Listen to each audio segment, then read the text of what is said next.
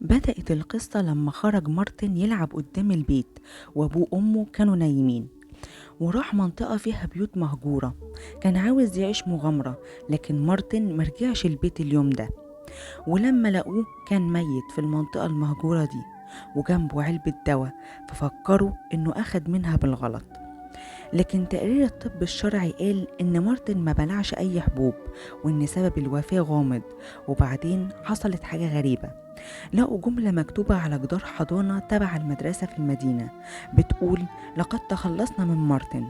مش بس كده، ده كان مكتوب كمان جملة بتقول: أنا قاتل وأقدر أعمل كده تاني. كان خط الكتابة يشبه خط الأطفال، ففكروا إن الجمل دي مجرد هزار تقيل من حد من الأولاد. لكن بعد 3 أيام لقوا جثة ولد تاني اسمه براين، والحادثة المرة دي كانت أصعب من اللي فاتت.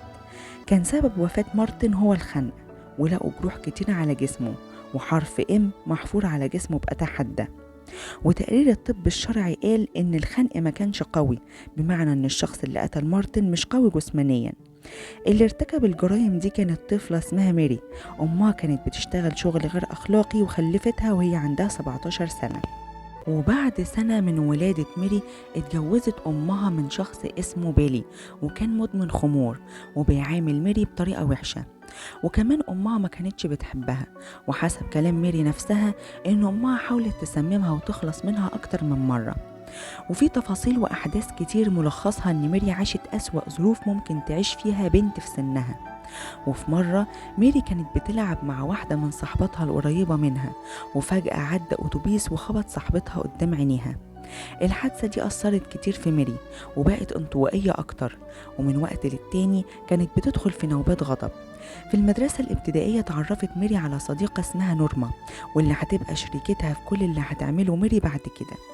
وفي يوم كانت ميري ونورما بيلعبوا مع ولد عمره 3 سنين فوق أحد الأسطح، فقامت ميري زقاه من فوق. لحسن الحظ إن إصابة الولد كانت خفيفة، وميري طلبت المساعدة من شخص ما لإنقاذ الولد، واعترفت إنها زقته. عدى الموقف ده على خير، وتاني يوم على طول ميري ونورما كانوا بيلعبوا مع 3 زميلات ليهم في نفس العمر، وفجأة وقعت واحدة منهم وحاولت تخنقها بإيديها وحطت التراب في بقها، وكانت نورما بتساعدها بشكل غير مباشر. وعملت ميري نفس الحكاية مع ال3 زميلات، وكانت بتسأل كل واحدة فيهم: هل تتوقعي الموت لما أخنقك؟ أهل واحدة من البنات دول راحوا للشرطة وبلغوا عن اللي حصل، لكن الشرطة اعتبروا ان الموضوع مجرد لعب عيال. وبعد كده في فترة بسيطة حصلت حادثة مارتن في المنطقة المهجورة، والحادثة دي أثرت كتير في أهل المنطقة، فخرجوا في مظاهرات وطالبوا الشرطة انها تهد كل البيوت المهجورة دي. وكانت ميري ونورما ضمن المشاركين في المظاهرة. بعد موت مارتن راحت ميري لبيت أسرته، وطلبت من أمه إنها تشوفه، فأمه قالت لها إنه مات خلاص. فميري ردت عليها وهي بتبتسم: أنا عارفة إنه مات، لكن عاوزة ألقي عليه نظرة أخيرة وهو في التابوت. فالأم اتضايقت من كلام ميري، واستغربت إن الكلام ده من طفلة في سنها، فقفلت الباب في وشها. وبعد كده بأيام حصلت حادثة براين، اللي مات مخنوق ومحفور على جسمه حرف الام بأداة حادة. المحقق اللي مسك القضية لقى ان في تشابه بين اللي حصل لمارتن واللي حصل لبراين، ولاحظ ملاحظة مهمة كمان، ان الشخص اللي عمل كده صغير سنا، لان العلامات اللي على جسم براين بتثبت ان الفاعل كان بيلعب. وده اللي أكده تقرير الطب الشرعي اللي قال إن الفاعل مش قوي جسمانيا. واتضح كمان إن حرف الإم المحفور على جسم براين كان حرف إن في الأول، وتعدل لحرف الإم. حققوا مع حوالي 1000 طفل علشان يعرفوا مين اللي عمل كده، وكان من ضمنهم ميري وصاحبتها نورما. ميري قالت في التحقيقات إنها شافت براين بيلعب في اليوم ده مع ولد أكبر منه، والولد ده كان ماسك في إيده مقص بيلعب بيه، ووصفت لهم المقص بالتفصيل، واتطبقت المواصفات دي مع مقص لقوه جنب جثة براين. وبعدين قالت لهم على اسم الولد. فلما راح المحققين علشان يحققوا معاه اتأكدوا ان في الوقت ده كان مع أسرته في المطار.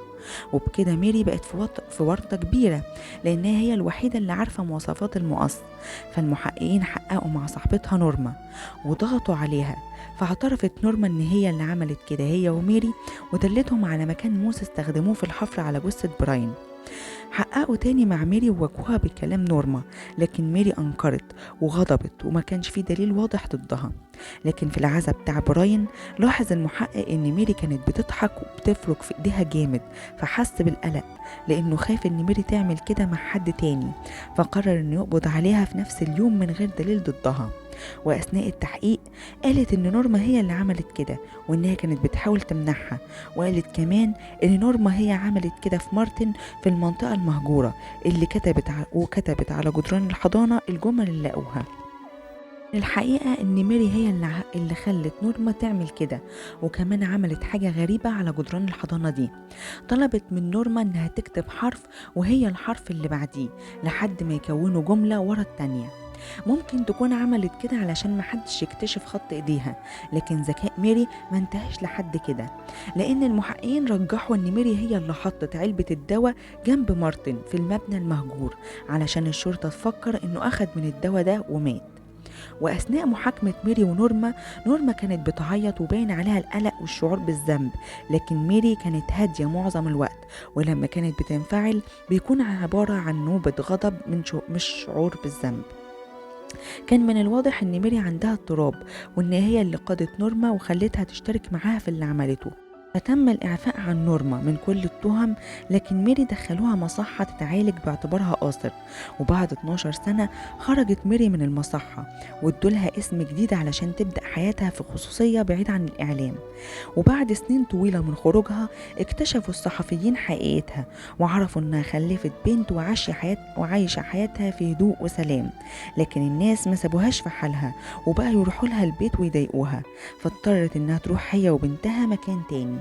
وهي حاليا جدة وعندها حفيدة من بنتها، ولسه هويتها مخفية عن الإعلام علشان تقدر تكمل حياتها في سلام.